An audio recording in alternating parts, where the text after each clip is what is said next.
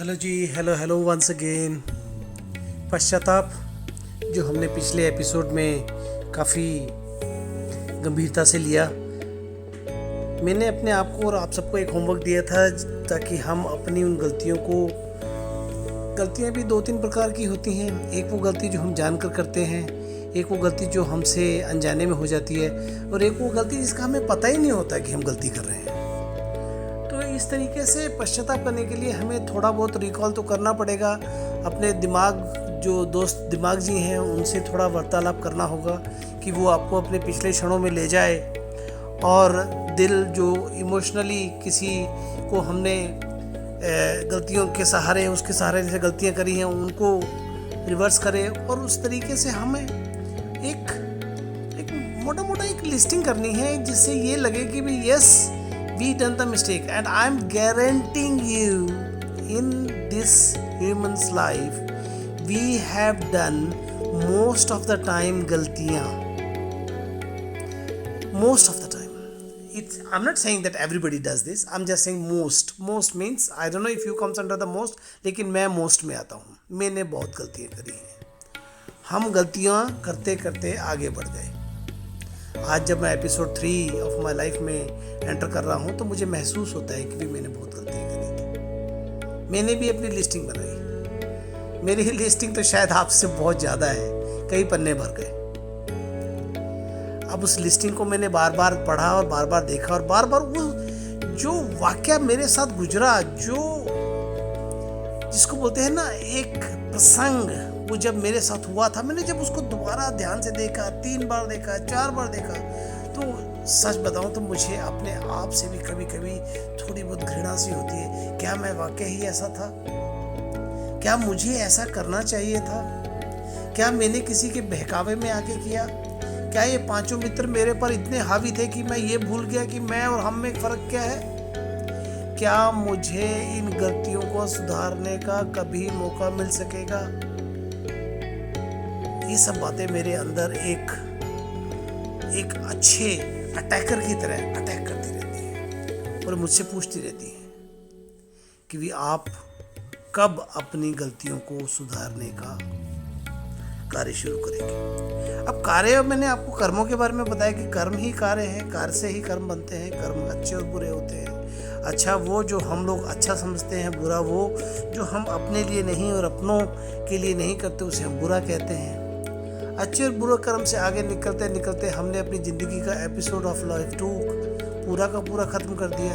अब हम एपिसोड 3 में घुसे हैं। एपिसोड 3 में हमने लिस्टिंग करी है। लिस्ट करके देखना चाहते हैं कि हमने कितनी गलतियाँ करी हैं। हमने उनको सुधारने के लिए पश्चाताप करना है। पश्चाताप के कई तरीके बताए हैं।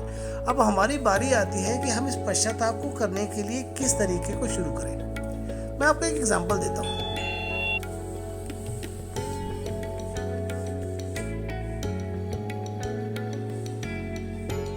ऋषि अपनी ध्यान अवस्था में बैठा था और मैंने देखा कि भी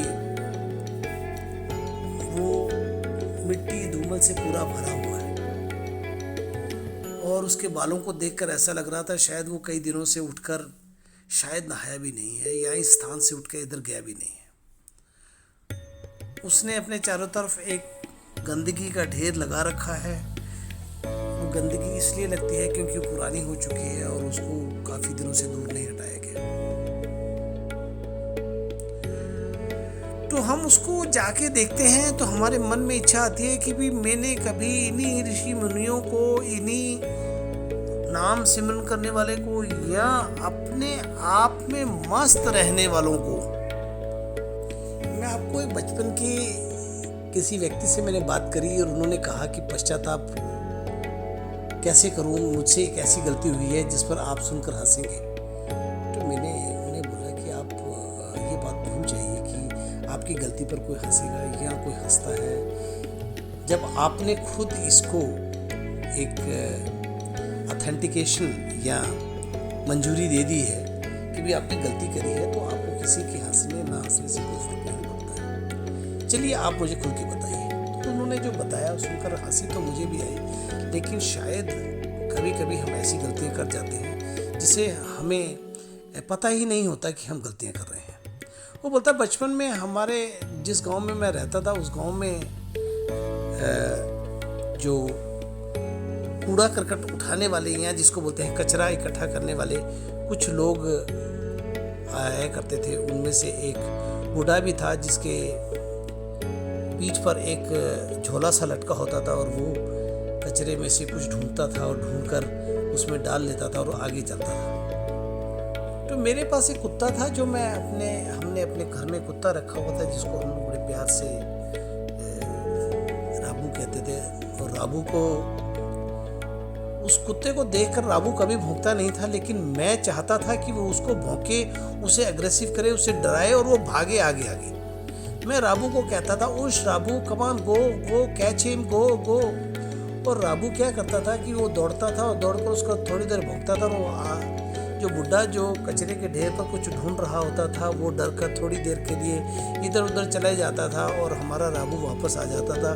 फिर जब मैं उसको दोबारा देखता था कि वो फिर ढेर पर आ रहा है कचरे के, तो मैं उसको दोबारा राबू को उसके ऊपर छोड़ देता था और इस पर मुझे बड़ी हंसी आती थी और खुशी होती थी। और आज जब मैं अपने एपिसोड ऑफ 3 लाइफ में घुस रहा हूँ तो मुझे ऐसा लगता है कि शायद ये जो मैंने अपने फ़न के लिए या अपने हंसी मजाक के लिए किया है, जिसका मुझे पता ही नहीं था कि मैं किस तरीके से उस आत्मा की फीलिंग को हर्ट कर रहा हूँ, मैं किस तरह उसके कार्य में उसकी जीवन जो अपने जीवन में वो कुछ ढूंढ कर, मुझे शायद लगता है कुछ वो ढूंढ कर बेच देता होगा और अपनी जो डेली की रोजी रोटी की एक आस लेकर आता होगा। मैंने उसको हर तरीके से बहुत हर्ट किया। मैंने इन मित्र को यही कहा कि मुझे आपकी बात सुनकर हंसी तो आई, लेकिन मुझे ये खुद जानकर इतनी खुशी हुई कि आप इतनी गंभीरता से अपनी एक छोटी सी गलती को सोच रहे हैं कि किस तरीके से आपने उस बाल अवस्था में, जिस अवस्था में बहुत कम ऐसे लोग होते हैं जो इन बातों पर ध्यान करते हैं, और आपने इतनी पुरानी बात को इतने बड़े गंभीरता से मुझे सुनाई और ऐसा लगा जैसे कि इट्स वेरी टचिंग कि आपने इतने प्यार से मुझे बताया और आप आज उस बात को पश्चाताप करना चाहते हैं। और मैंने उनसे पूछा कि जिस तरह आपने मुझे पश्चाताप के बारे में बताया उसको भी सुनकर मुझे बहुत खुशी और मुझे बहुत प्रेरणा मिली और मैं कोशिश करूँगा कि ऐसा मौका मुझे भी मिले।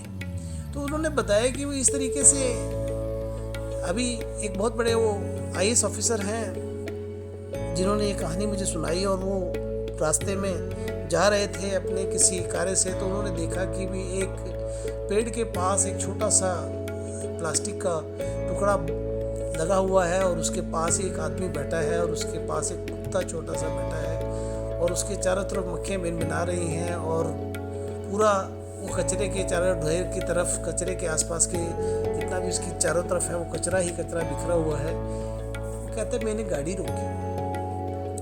रोक के ड्राइवर को बोला कि भी मेरी मदद करे, और उसने जाके देखा पास में कि वो जो वृद्ध अवस्था में आदमी लेटा हुआ था, शक्ल से तो ऐसा ही लग रहा था जैसे वो मृत है, मर चुका है, क्योंकि मक्खियाँ जिस तरीके से भिनभिना रही थी। फिर भी मैंने नाक पर हाथ रखकर जब उसके पास जाके देखा तो मुझे लगा कि नहीं ये जीवित है, और मैंने उसको भाई साहब कहकर पुकारा और मैंने उनको बोला कि भी आप यहाँ क्यों पड़े हैं और आप इस अवस्था में क्यों हैं। तो उसने कोई जवाब नहीं दिया, उसने मेरी तरफ देखा और मुस्कुरा दिया। जब IAS ऑफिसर ने देखा कि वो मेरे पर मुस्कुरा रहा है मेरे पूछने पर, तो उसने पूछा, IAS ऑफिसर ने दोबारा पूछा कि भी क्या आपने कुछ खाना खाया है, आप लगता है कई दिनों से नहाए नहीं हैं और ये चारों तरफ मक्खियाँ फैली हैं, तो मैं आपके लिए कुछ करना चाहता हूँ। तो उस वृद्ध आत्मा ने बिना कुछ कहे फिर दोबारा मुस्कुरा दिया। IAS ऑफिसर ने उसकी इस मुस्कुराहट को इग्नोर करते हुए सबसे पहले तो उनको उठाया और उठाकर पेड़ की दूसरी तरफ बिठाया और देखा कि उसके कुछ जो प्लास्टिक का कवर लगा था, जिसको हम छोटी सी छन बोलते हैं या ये कहिए कि भी एक झोपड़ी टाइप बनी हुई थी, उसने देखा कि भी कुछ खास नहीं है वहाँ पर, 2-4 कपड़े हैं वो भी बहुत गंदे और पुराने हैं। तो उसने तुरंत मन में सोचा कि भी मुझे इनकी मदद करनी होगी, करनी चाहिए नहीं, उन्होंने सोचा कि मुझे इनकी मदद करनी होगी। उन्होंने तुरंत अपने ड्राइवर को बोला कि सरकारी गाड़ी है, आप इसे ले जाइए, मैं खुद चला आऊँगा और शाम को आप मुझे मेरे आवास पर ही मिलिए। और कहकर ड्राइवर ने उनकी हुक्म मानकर अब गाड़ी लेकर चले गए। फिर आईएएस ऑफिसर ने क्या किया सुनकर आपको भी शायद हैरानी होगी। उन्होंने एक कैब बुलाई और उस कैब में उसको बिठाया और उसके सामान को भी साथ में उठा के अपने घर ले आए।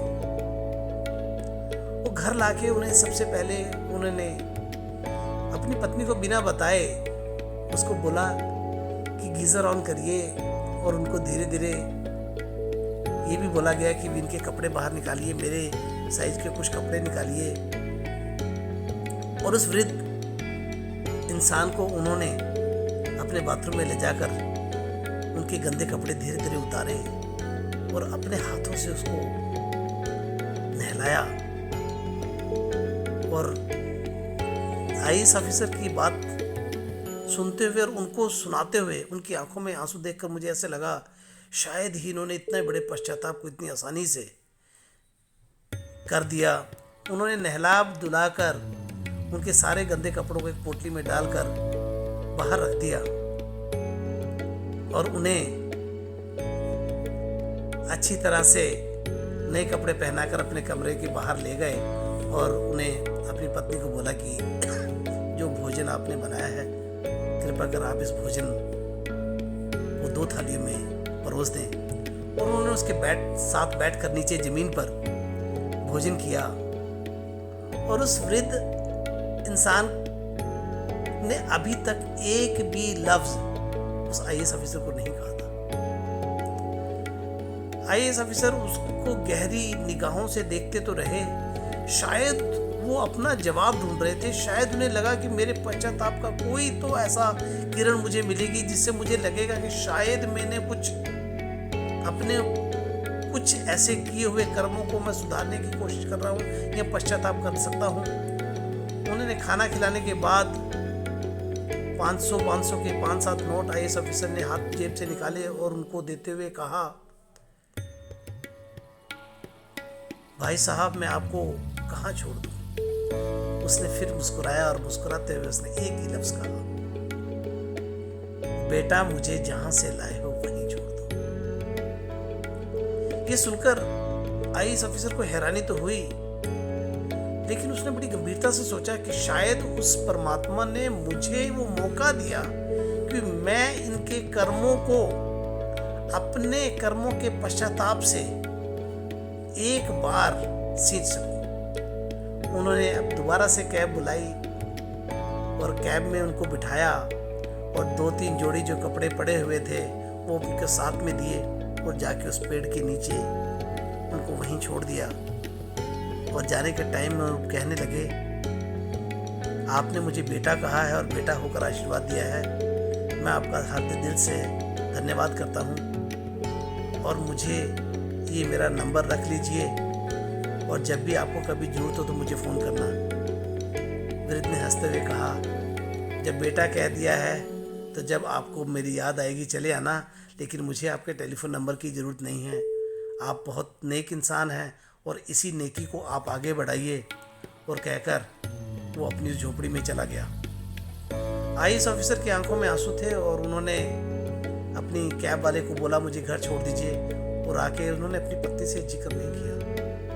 कई महीनों के बाद जब वो मेरे साथ बैठे तब उन्होंने ये बात मुझे कही। मुझे उनकी बातों को सुनकर लगा कि हाँ, हमें पश्चाताप करने का परमात्मा मौका देता है और रब हमें देगा, बस फर्क क्या